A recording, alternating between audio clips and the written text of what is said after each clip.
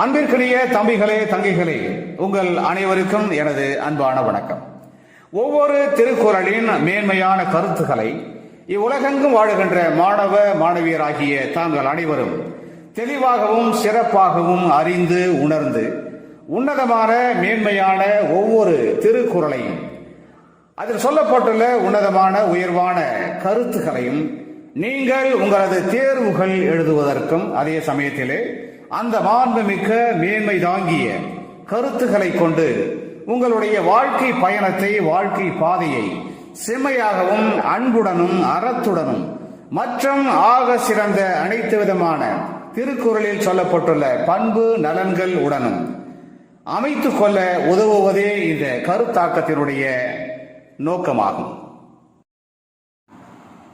அந்த வகையிலே இன்று நாம் எடுத்துக்கொள்ளும் திருக்குறள் எண் 340.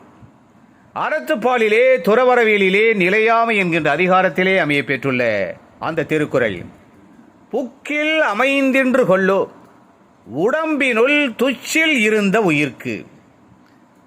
புக்கில் அமைந்தின்று கொள்ளோ உடம்பினுள் துச்சில் இருந்த உயிர்க்கு. நாம் இப்பொழுது இந்த திருக்குறளின் வார்த்தைகளுக்கு தனித்தனியாக பொருள் காணலாம்.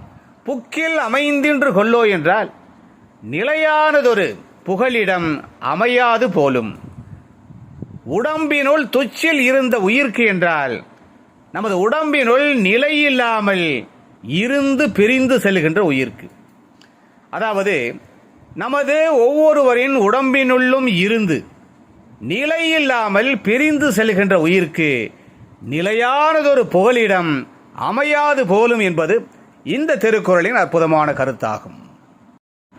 நாம் இப்பொழுது திருக்குறள் சம்பந்தமான ஒரு தகவலை தெரிந்து கொள்ளலாம். திருக்குறளுக்கு முன்னும் பின்னும் பல நீதி நூல்கள் பல்வேறு மொழிகளில் இருந்தாலும் ஏனைய நீதி நூல்களை வானத்திலே விண்மீன்களுக்கு ஒப்பாகவும் திருக்குறளை அந்த விண்மீன்களுக்கு நடுவன் அமைந்த பால் மதியாகவும் அறிஞர் பெருமக்கள் போற்றுகின்றார்கள் என்பதை அறிகிறோம். நமது உயிருக்கும் உடலுக்கும் இடையில் உள்ள பிணைப்பானது, அந்த இணைப்பானது நிரந்தரமானது அல்ல. இணை பிரியாதது போல் தோற்றமளிக்கின்ற இந்த உயிரும் உடலும் ஒரு நாள் நிச்சயம் ஒன்றை விட்டு ஒன்று பிரிந்து போகும். உயிரை இழந்த உடல் தனித்து விடப்படும். உடலை பிரிந்த உயிர் சென்ற இடத்தை நாம் காண முடியாது. நாம் காண முடியாத ஒரு இடத்திற்கு அந்த உயிர் சென்று விடும் என்கிற உயிர் உடல் தொடர்பான நிலையாமையை விளக்குகின்ற இந்த திருக்குறளின் அற்புதமான கருத்தோடு தொடர்புடைய இனியதொரு தமிழ் திரைப்பட பாடல் வரிகளை நாம் தேடுகின்ற பொழுது கவிஞர் கண்ணதாசன் இயற்றியிருக்கிற ஒரு புகழ்மிக்க பாடல் வரிகள் நம் நினைவுக்கு வருகிறது. நமது உயிருக்கும் உடலுக்கும் இடையே உள்ள தொடர்பு சம்பந்தமான நிலையாமை தன்மையை விளக்குகின்ற கவிஞர் ஒரு நாயகன் மூலம் இவ்வாறு கூறுவார். இந்த உடலுக்கு உயிரை இரவலாக கொடுத்த இறைவன் இப்போது அந்த உயிரை தன்னுடன் வர கேட்கின்றான். அதை இல்லை என்றால் அவன் விடுவானா? விடமாட்டான். காலம் முடிந்து விட்டது. காலன் வந்து அழைக்கின்றான். நமது உறவுகளை சொல்லி நாம் அழுது புலம்புவதனால் எடுத்து செல்கின்ற உயிரை அவன் மீண்டும் தருவானா? அவன் தரமாட்டான். போனால் போகட்டும் போடா.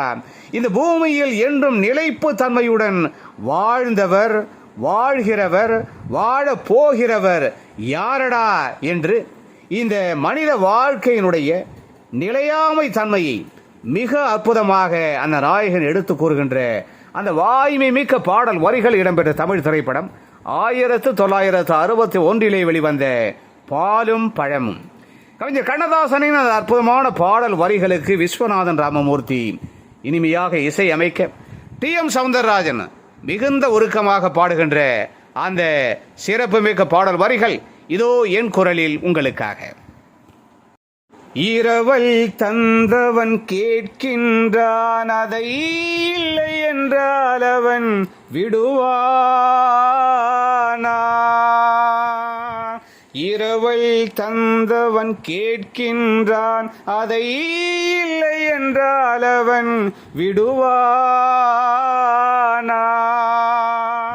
உறவை சொல்லி அழுவதனாலே உயிரை மீண்டும் தருவானா? உறவை சொல்லி அழுவதனாலே உயிரை மீண்டும் தருவானாம். போனால் போகட்டும் போடா, இந்த பூமியில் நிலையாய் வாழ்ந்தவர் யாரடா? போனால் போகட்டும் போடா, இந்த பூமியில் நிலையாய் வாழ்ந்தவர் யாரடா? போனால் போகட்டும் போடா, போனால் போகட்டும் போடா, போனால் போகட்டும் போடா.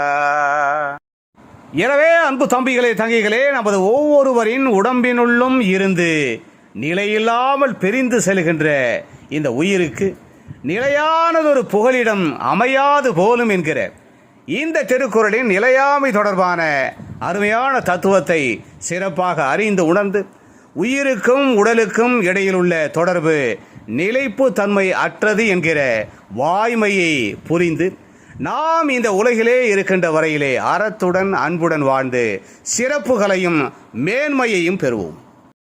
நாம் இதனால் வரையிலே திருக்குறளிலே முதலிலே இருக்கின்ற 34 அதிகாரங்களிலே அமைய பெற்றுள்ள 340 திருக்குறள்களுக்கு அந்த திருக்குறள் ஒவ்வொன்றின் பொருளோடும் தொடர்புடைய இனியதொரு தமிழ் திரைப்பட பாடல் வரிகளோடு விளக்கங்களை, கருத்தாக்கங்களை கண்டிருக்கிறோம்.